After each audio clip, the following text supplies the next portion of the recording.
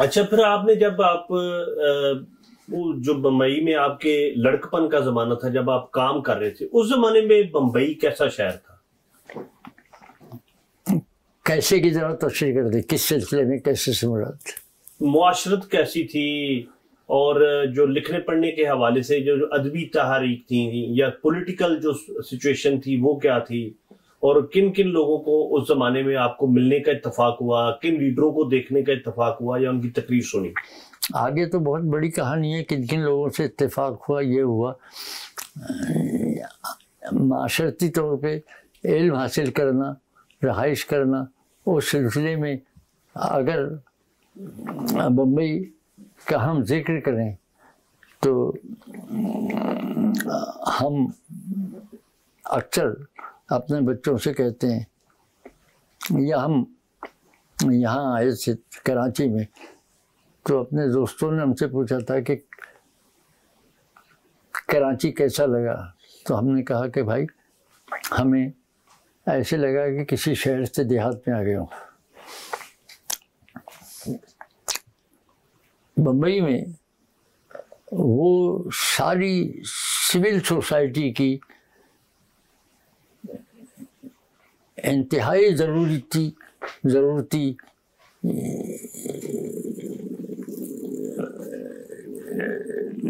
ان کے ادارے، ان کی تعلیمی نظام، ان کا سارا نظام ایسا ڈیولپ تھا کہ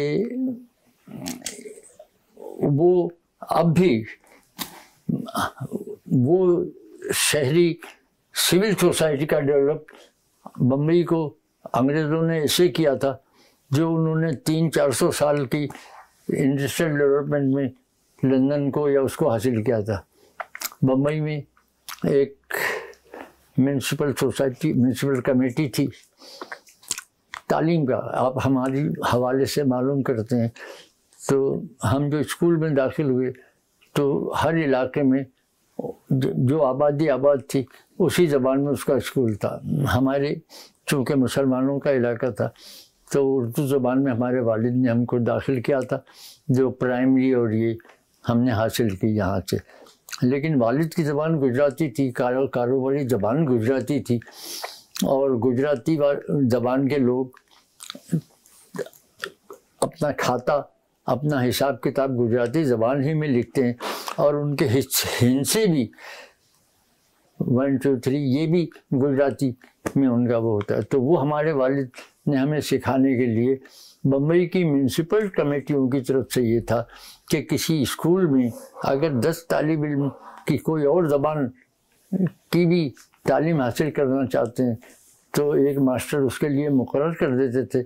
تو اسکول کے دن کے ٹائم کے بعد میں اس کی کلاسیں ہوتی تھی، تو وہاں ہمارے والد نے ہمیں گجراتی زبان سکھانے کے لیے داخل کیا تھا، اور گجراتی زبان ہم نے یوں سیکھی. تو بمبئی کو جو ہم نے دیکھا وہ ایک بھرپور سول سوسائٹی کا تربیت یافتہ شہر دیکھا. مطلب جس محلے میں ہم نے آنکھ کھولی تو اس سے ہم جب باہر نکلتے تھے تو ساتھ ہی میں ایک بہت بڑا ہاسپٹل تھا جے ہاسپٹل کے نام سے، وہ وہاں فری علاج تھا. ہمیں جب بھی کچھ ہوتا تھا، کہیں شیشہ لگ گیا یا یہ ہو گیا یا کوئی پھوڑا نکل آیا، تو والدہ ہمیں لے کے جاتی تھی اور وہاں فوراً علاج ہوتا تھا، اور وہاں نرسیں جو ہے بالکل بہترین ٹریٹمنٹ کرتی تھی اور 1 پیسہ دینا نہیں پڑتا تھا. تعلیم حاصل کرتے تھے وہاں 1 پیسہ ہمیں دینا نہیں پڑتا تھا. نائٹ اسکول میں گجراتی حاصل کرتے تھے وہاں 1 پیسہ ہمیں دینا نہیں پڑتا تھا. پھر سول سوسائٹی کے لیے جو دوسری لازمات ہیں، مطلب یہ ہے کہ اب بمبئی سے آپ تھوڑے محمد علی روڈ ہے مسلمانوں کا علاقہ، وہاں سے آپ جیسے ہی آگے بڑھتے چلے جائیں تو آپ کو ایک ایک چیز، بمبئی کا اسٹیشن پہ آپ اتریں تو وکٹوریہ ٹرمینس کہلاتا ہے. وہ اتنا بڑا ریلوے اسٹیشن ہے جو جیسے لاہور کا ہمارے ایسا، اور بلکہ اس سے بھی بڑا. اس کے وکٹوریہ ٹرمینس ریلوے اسٹیشن کے ساتھ ہی سامنے بامبے میونسپل کارپوریشن کی بہت بڑی عمارت ہے، جیسے کراچی میں بلدیہ کی عمارت ہے. اور اس پائے کی عمارت بلدیہ کی ہمیں پاکستان میں کوئی دوسری جگہ نظر نہیں آئی جو کراچی کی بلدیہ کی عمارت. پھر اس کی بلدیہ کی عمارت کے سامنے چلے جائیں، ساتھ میں چلے جائیں آگے تو ٹائمز آف انڈیا کا پلیس ہے جس کی بہت بڑی عمارت، یعنی صحافت اور سیاست کا اتنا بڑا مرکز تھا. اس سے تھوڑا سا آگے چلے جائیں تو سینٹ زیویئر کالج تھا جس میں بھٹو نے تعلیم حاصل کی، انگلش میڈیم کا تھا. اس سے آگے بڑھیں تو کرافرڈ مارکیٹ تھی جو انگریزوں کی بنائی ہوئی مارکیٹ تھی، اور جہاں بھرپور طریقے سے آج کے جو ہے بڑے بڑے یہ تجارتی مال بنتے ہیں اس طریقے کا حال تھا. اور سول سوسائٹی اتنی مضبوط تھی کہ ایک مرتبہ ہم گھر میں والدہ نے ہم سے مچھلی منگائی، ہم لے کے پہنچے تو مچھلی خراب تھی، بدبو آ رہی تھی. تو ہماری والدہ نے کہا کہ یہ کیا لے کے آ گئے؟ میں نے کہا کہ وہاں مچھلی بازار میں تو بدبو پھیلی ہوتی تو ہم نے اندازہ نہیں کیا. کہنے لگے وہاں جا کے ادھر چوکی پہ بولتا. میں نے کہا اچھا. کہنے لگے وہیں گیٹ کے اوپر ایک بیٹھا ہوا ہے ٹوپی لگا کے، وہ میونسپلٹی کا آدمی، اس کو بول وہ پیسے واپس دلائے یا دوسری ہم وہاں لے کے گئے اور وہ فوراً میرے ساتھ گیا. جس شے کو انہوں نے کرایہ پہ دیا ہوا تھا اس کو وہاں سے اٹھایا، سبکدوش کیا اور اس سے کہا یا تو پیسے واپس کرو یا دوسری مچھلی. سول سوسائٹی اتنی مضبوط تھی.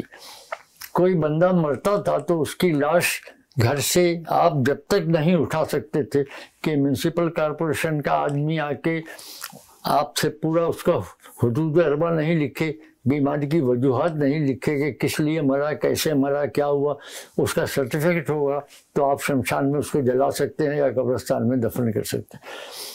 کیا کیا بات گنائے بمبئی کی آپ کو. تو آپ کے محلے کا کیا نام تھا جہاں آپ رہتے؟ جہاں میں پیدا ہوا اس محلے کا نام تھا چوکی محلہ.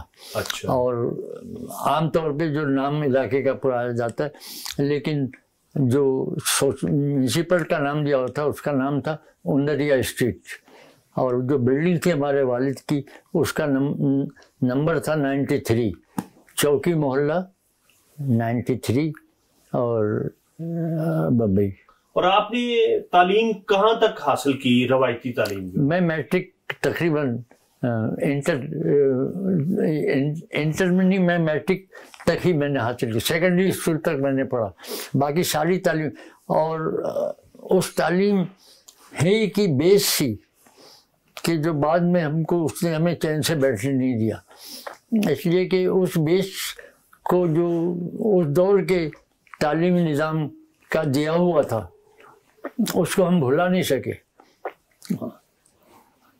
آج ہم ذکر جب کرتے ہیں، ابھی کچھ دوستوں کے ساتھ ناظر بیٹھے ہوتے انہوں نے کہا کہ ہم تعلیم کیا حاصل کریں. ہم نے کہا کہ بھائی تعلیم حاصل کرنے کا مطلب یہ ہے کہ نصاب کی کتابیں نہیں ہیں، ہم نے جو حاصل کیا ہے دنیا سے خود حاصل کیا ہے، اور آپ اس کے لیے سب حاصل کریں. پہلے آپ فکشن پڑھیں، پھر اس کے بعد آپ فکشن سے بعد میں سوشل سائنسز کی کتابیں پڑھیں، پولیٹیکل سائنسز کی کتابیں پڑھیں، اور اس کی ساری بیس جاننے کے لیے آپ کو فلسفے کا پڑھنا ضروری ہے. تو ناظر چونکہ تعلیمی شعبے سے ہی متعلق تھے تو انہوں نے کہا کہ آج فلسفہ جو ہے یہاں بھی اس کو وہ کیا گیا ہے اور وہاں بھی اس کو فلسفے کو مغرب میں بھی ہٹایا جاتا ہے. اور میں سمجھتا ہوں کہ یہ دنیا کو اندھیرا رکھنے کے لیے، دنیا کو معاشی مفاد کے تحت اپنے راستے پہ چلانے کے لیے عام لوگوں کو بنیادی فلسفی سے آپ کو دور رکھا جاتا ہے. تو یہ تعلیم جو وہاں ہم نے حاصل کی تو وہ جو میونسپل اسکولوں میں ابتدائی تعلیم حاصل کی تھی، تو سیکنڈری کی تک پہنچنے تک ہمیں جغرافیہ کا پورا ادراک تھا. ہمیں ہاتھ سے بنانا پڑتا تھا کہ بمبئی کا جغرافیہ یہ ہے اور اس کا شمال یہ ہے، جنوب یہ ہے. ہندوستان کا جغرافیہ یہ ہے، اس کا شمال یہ ہے، جنوب یہ ہے. اتنے بڑے اعظم ہیں اور اس کا حدود اربہ اور ان کی سمتیں یہ ہے.